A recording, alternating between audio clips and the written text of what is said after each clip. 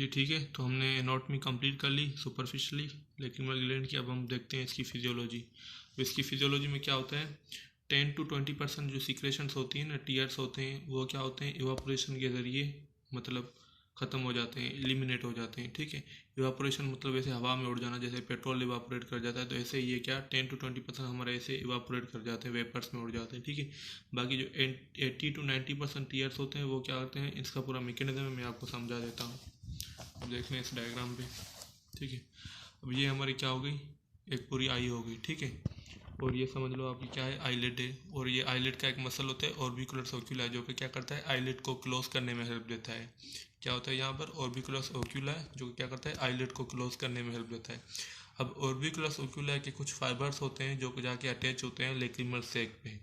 इन fibres को हम बोलते हैं हॉर्नर मसल। ठीक है, ऑर्बिकुलर ओक्यूला के कुछ फाइबर्स होते हैं जो कि अटैच होते हैं लेक्रिमल सैक पे, जिनको हम क्या बोलते हैं, हॉर्नर मसल्स। ठीक है, अब होता क्या है, जब हम आई क्लोज करते हैं, जब आई क्लोज करते हैं, ऑर्बिकुलर ओक्यूला जब कॉन्ट्रैक्ट होता है तो क्या होता है, आई क्लोज होती है।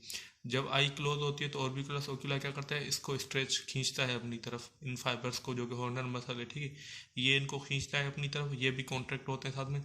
जब ये कॉन्ट्रैक्ट होते हैं तो ये क्या करते हैं, इस लेक्रिमल सैक को पुल कर देते हैं, स्ट्रेच कर देते हैं और ओपन कर देते हैं। ठीक है, जैसे ये कॉन्ट्रैक्ट हुआ तो ऐसे ही ये कॉन्ट्रैक्ट होगा, जब ये कॉन्ट्रैक्ट होगा तो ये क्या करेंगे, इसको पुल करेंगे तो लेक्रिमल सैक हमारा क्या हो जाएगा, ओपन हो जाएगा।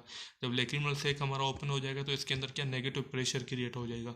और जैसे ही इसके अंदर नेगेटिव प्रेशर क्रिएट होगा तो वो क्या करेगा, यहाँ से टीयर को सक कर लेगा। ठीक है, यहाँ से टीयर्स को क्या कर लेगा, सक कर लेगा, और टीयर्स क्या आ जाएंगे, आपके इसके अंदर आ जाएंगे, और टीयर्स इसके अंदर आ जाएंगे। ठीक है, तो मैकेनिज्म क्या हुआ, जैसे आईलिड क्लोज की, ऑर्बिकुलर ओक्यूला कॉन्ट्रैक्ट हुआ, आई क्लोज हुई, हॉर्नर मसल कॉन्ट्रैक्ट हुआ, लेक्रिमल सैक डायलेट हुआ, उसके अंदर नेगेटिव प्रेशर क्रिएट हुआ, उसने टीयर्स को अंदर सक कर लिया। अब यहाँ पर टीयर्स आ गए। ठीक है, अब टीयर्स नीचे कैसे जाएंगे, जब हम आई को खोलेंगे, वापस ओपन करेंगे तो ऑर्बिकुलर ओक्यूला रिलैक्स होगा, ये मसल रिलैक्स होगा, ये भी रिलैक्स होगा। जब ये रिलैक्स होगा तो ये क्या हो जाएगा, वापस अपनी जगह पे चला जाएगा, और ये छोटा हो जाएगा, बंद हो जाएगा, कोलेप्स हो जाएगा। ठीक है, जैसे ही ये कोलेप्स हो जाएगा तो क्या करेगा, जो इसके अंदर टीयर आए हुए होंगे ना, वो सारे नीचे चले जाएंगे। ये पूरा मैकेनिज्म है टीयर ड्रेनेज का।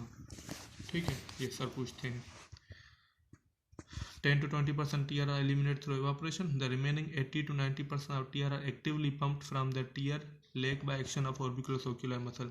जो 80 to 90% टीयर्स है वो क्या होते हैं, पंप होते हैं, किसके जरिए, from the tear lake, tear जो जमा हुए हैं, by the action of orbicular oculi, orbicular oculi muscle के एक्शन के जरिए।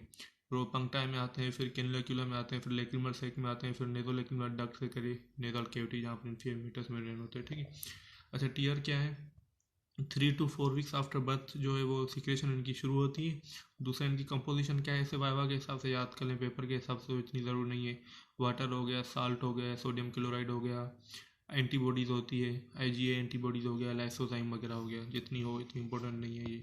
और इसकी पीएच क्या होती है, स्लाइटली अल्कलाइन होती है, 7.5 इसकी पीएच होती है। ठीक है, अच्छा टीयर फिल्म। अब टीयर फिल्म क्या होती है हमारी, ये जो टीयर सीक्रेट हो रहे होते हैं पूरे आई पे, जहाँ से लेक्रिमल ग्लैंड से जो टीयर सीक्रेट होते हैं, पूरी आई पर एक कवरिंग बना देते हैं।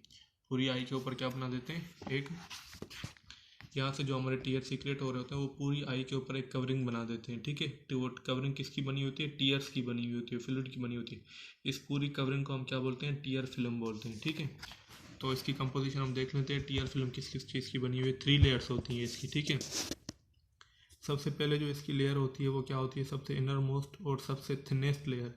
सबसे इनर मोस्ट और सबसे थिनेस्ट लेयर इसकी कौन सी होती है, ये इनर जो म्यूकस लेयर होती है ना वो होती है। ठीक है, सबसे इनर मोस्ट और थिनेस्ट क्या होती है, ये म्यूकस लेयर होती है इसकी। ठीक है, म्यूकस लेयर में सीक्रेशन कहाँ से आती है, गॉबलेट सेल से और glands of Henle and mails.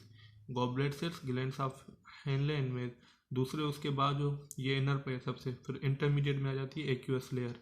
एक्यूएस layer जो होती है वो सबसे थिकेस्ट होती है, सबसे थिकेस्ट होती है, और इसमें सीक्रेशन कहाँ से आ रही होती है, मेन लेक्रिमल ग्लैंड और एक्सेसरी लेक्रिमल ग्लैंड, जो मैंने आपको बताया glands of cross and वुल्फरिंग।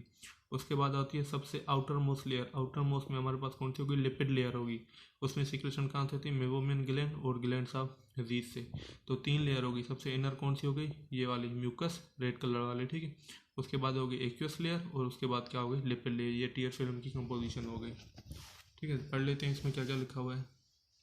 Mucus layer, it is the inner most and thinnest layer, और इसमें सीक्रेशन मैंने आपको बता दी गोबलेट से, glands of Henle, glands of men से आ रही होती है। एक्वस लेयर थिकेस्ट, जो कि सबसे बीच वाली लेयर थी, वो सबसे थिकेस्ट होती है, इसमें लेक्रिमल ग्लैंड्स की सीक्रेशन होती है। और लिपिड और ऑयली लेयर, जो कि सबसे आउटर मोस्ट फिल्म है, और इसमें क्या होता है, लिपिड्स होते हैं, कोलेस्ट्रॉल होता है, जो कि मेबोमियन ग्लैंड्स और दीस ग्लैंड वगैरह से सीक्रेट हो रहा होता है। ठीक है, उसके बाद functions of tier film. Functions तो इसे वाइवा के हिसाब से भी ये इंपॉर्टेंट है, को पेपर के BCUs के हिसाब से इंपॉर्टेंट नहीं है।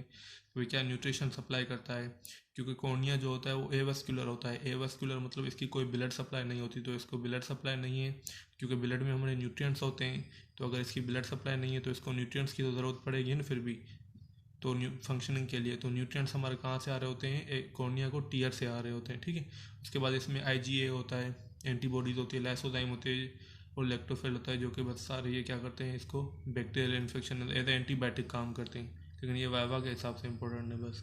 ठीक है, ये हो गई फिजियोलॉजी।